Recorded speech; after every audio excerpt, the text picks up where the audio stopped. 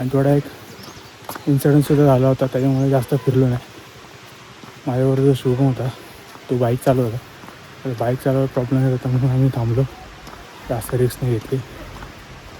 उत्तराखंडचं ह्या रिजनमधलं शेवटचं स्टेशन आहे, तिकडे आलो आहे. एक गाव आहे, गावात एक 100 वर्ष जुनी प्रॉपर्टी आहे ही, मड हाऊस असं आहे. बघू आता, दाखवतो तुम्हाला थोड्या वेळाने. नमस्कार मित्रांनो,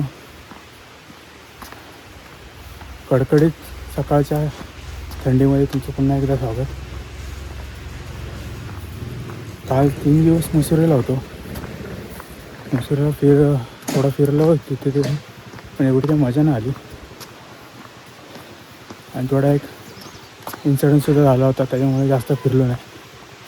माझ्याबरोबर जो शुभम होता तो बाईक चालवत होता, तर बाईक चालवायला प्रॉब्लेम येत होता म्हणून आम्ही थांबलो, जास्त रिस्क नाही घेतली. काल रात्री मी देहरादूनवरून काठगोदाम म्हणून उत्तराखंडचं ह्या रिजनमधलं शेवटचं स्टेशन आहे, तिकडे आलो आहे. काठगोदामवरून आता मी जॉलीकोट म्हणून एक 18 किलोमीटर एक गाव आहे, तिकडे एक प्रॉपर्टी बघितली इंस्टाग्रामवर, विस्टा हॉस्टेल म्हणून. दिसायला तर बरी वाटली. मी तिकडे आता आलो आहे. बघू इथला अनुभव कसा आहे. 2 दिवस इथे थांबेन. इथे थोडंफार फिरायला आहे, हे फिरेन. इकडून नैनितालसुद्धा 18 किलोमीटरवर आहे. वेळ भेटला तर तिकडे सुद्धा जाऊन येऊ. त्याच्यानंतर आपण बघू पुढचा प्लॅन काय आहे ते सांगेन मी तुम्हाला, कुठे कुठे जायचं आपल्याला. आता तर आलो इकडे. एक गाव आहे, गावात एक 100 वर्ष जुनी प्रॉपर्टी आहे ही, मड हाऊस असं आहे. बघू आता, दाखवतो तुम्हाला थोड्या वेळाने. या होमस्टेला जाण्यासाठी जो रोड आहे, मेन हायवे आहे.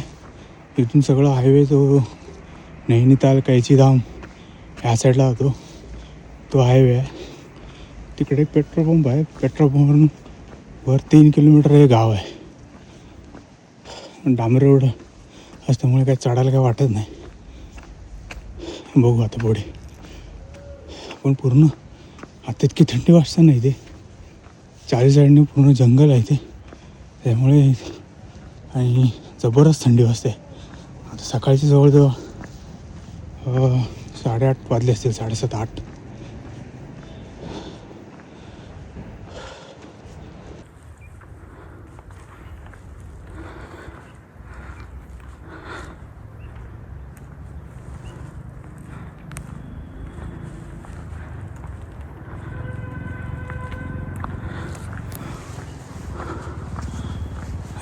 पूर्ण रस्त्यात कोणच नाही, फक्त आपणच फिरतो आहे होमस्टेसाठी जायला. सकाळ सकाळ असं वाटतं गावात फिरतो आहे स्वतःच्या रत्नागिरीला. आणि आजूबाजूला खूप सारे बर्ड्सचे आवाज येतात.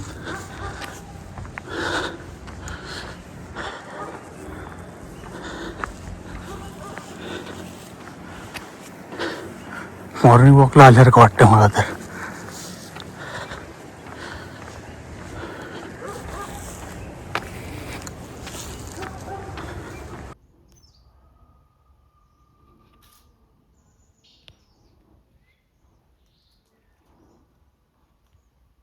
तुम्हाला बोललो ना, खूप सारे पक्षी इथं बघायला भेटतात सकाळी सकाळी मला.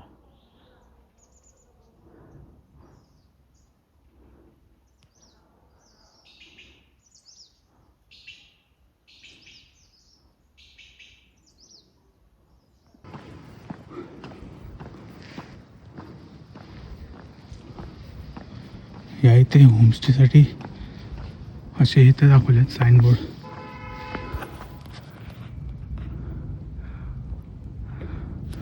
कुठं आहे ते. अजून 2-3 होमस्टेचे नावं पण दिसतात इकडे.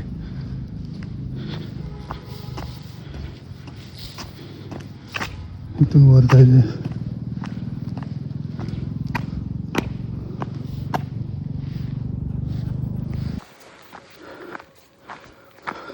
जो मेन रोड आहे तिथून या गावात पोचायला 3 किलोमीटरचं अंतर आहे. पण ते 3 किलोमीटर चालत खूप कठीण आहे. थोडंसं तरी हाईकसारखंच आहे. पूर्ण वळण करून वरच्या साईडला चढत जायचं आहे. पूर्ण रस्ता डांबरीचा आहे, पण तरी पण दम लागतो. आणि ह्या हॉस्टेलमधून पिकअपसाठी सुद्धा येतात. मला वाटलं करू आपण स्वतः, म्हणून मी पिकअप काय घेतला नाही. बघू, 1.5 किलोमीटर तर चालत आलो आहे. अजून फक्त 1 किलोमीटर राहील.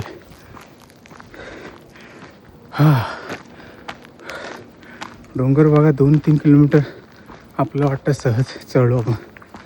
पण जर वर चढलं नसतं तिथे थोडं हालत खराब होते. पोचू आपण थोड्या वेळात.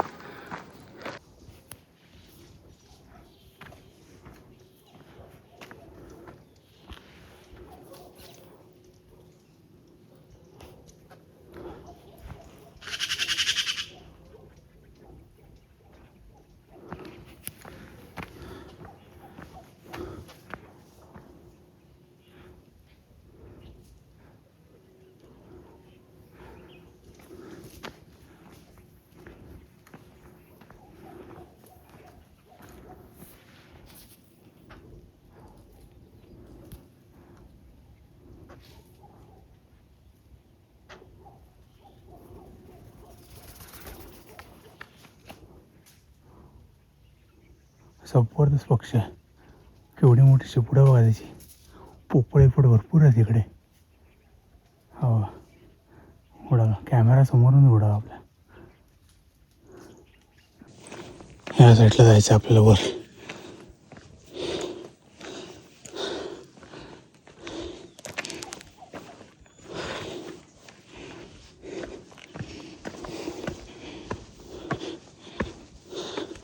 आता हा डोंगर कच्चा रोड आहे, वर चढत जायचं.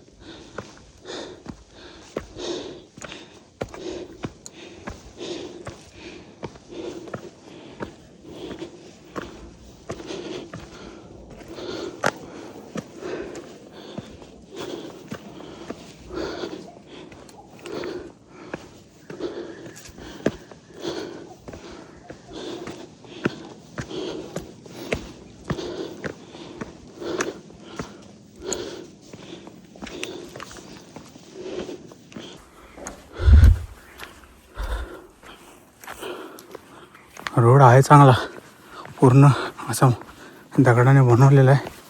पूर्ण एक फेन्सिंग करून दिले गेस्ट हाऊसपर्यंत. पण चालून चालून दमलो, थकलो आता. चट कधी इथे सगळीकडे साईन बोर्ड लावून ठेवले त्यांनी, व्यवस्थित असं चुकू नये म्हणून. विस्ता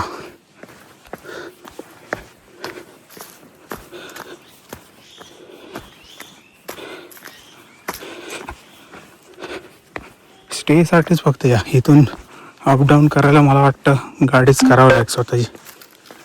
इथून पुढे खाली जायचं, परत बाहेर फिरायचं आणि परत रिटर्न संध्याकाळी काळोबाईच्या हात इकडे यायला थोडं मुश्किल होईल. तेव्हा ते तरी इथे फक्त स्टेजसाठी आलेलं बरं आहे.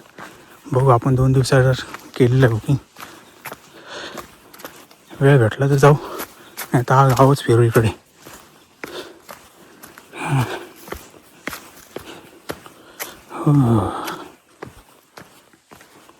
गाव तर दिसतंय. बघू आता आपला होमस्टे कुठे आहे.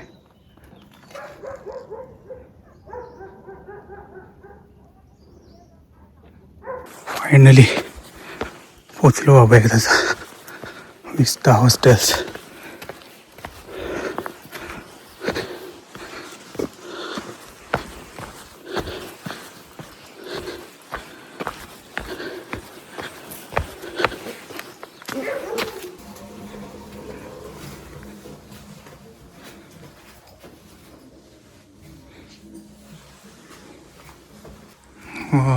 या रूममधून आपल्या पूर्ण गेस्ट हाऊसमधून बाहेर पडल्या आपल्याला सनराईजचं दर्शन, सूर्य उगवताना बघायला भेटते इथे.